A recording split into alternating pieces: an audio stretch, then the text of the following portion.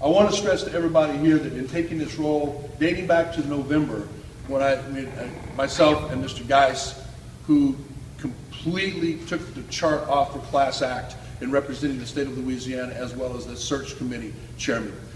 Any questions through the process that I had, he was right on it, had the information necessary, and he put his right foot forward to an individual who's coming from the outside thinking, do I want to leave where I am and come into this organization? And after talking to Todd more than one time, I thought, I want to be a part of that. And I'm going to come to Louisiana for the interview process and be very prepared.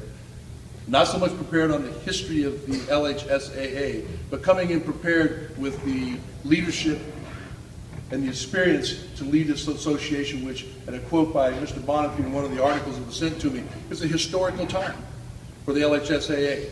And gosh, I've been chosen to help lead that. How exciting for me and for the staff to do that. And I'm taking that, as Mr. Bonine said, very, very serious.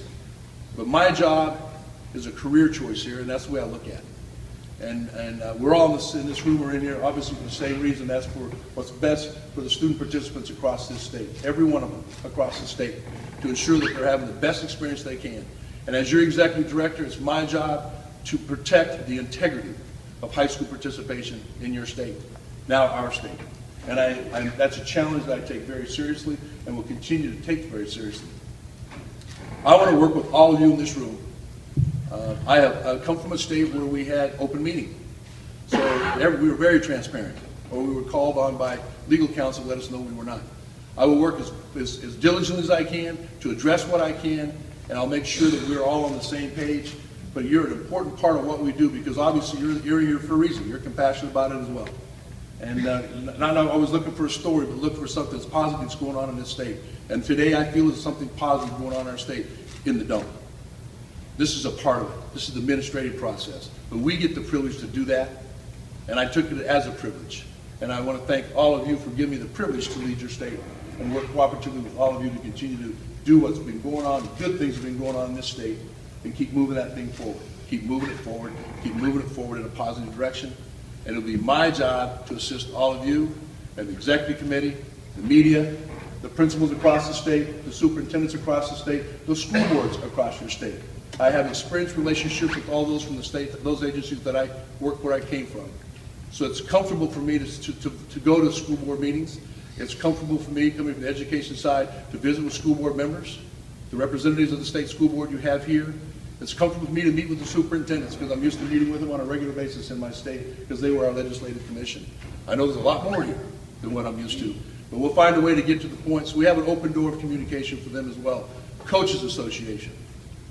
Very positive relationship where I came with coaches. I want to build that relationship here. I want to be available, but I want to do it through it in the proper command, chain of command, in my opinion, working with those point people that are assigned, because I know I can't talk to every coach, but I know I can talk to the people I need to talk to, so that message gets to all the coaches. And hopefully they're having an opportunity to watch this today.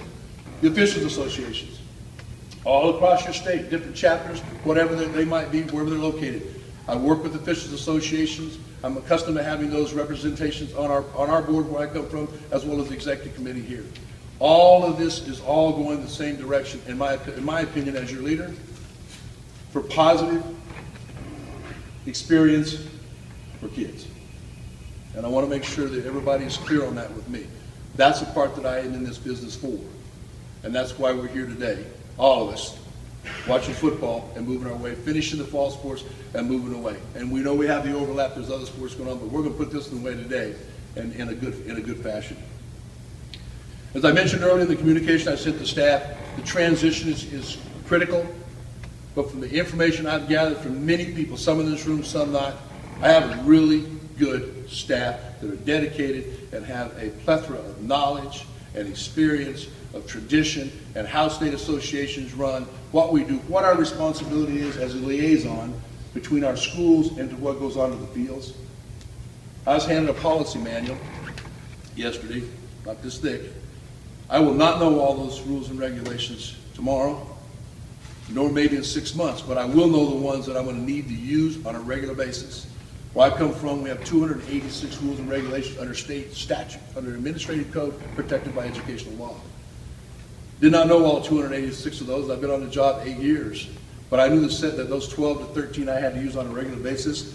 and I was a one-trick pony. I knew what I needed to know and how I needed to know it, but I also know the staff and the expertise I have as representation on our executive committee and officers for the association, that I know I can make a phone call. I am not afraid to make a phone call, because in my opinion, there's no one decision I need to make unless someone comes up to the LHSAA office with a weapon, and now we don't know what we got to do.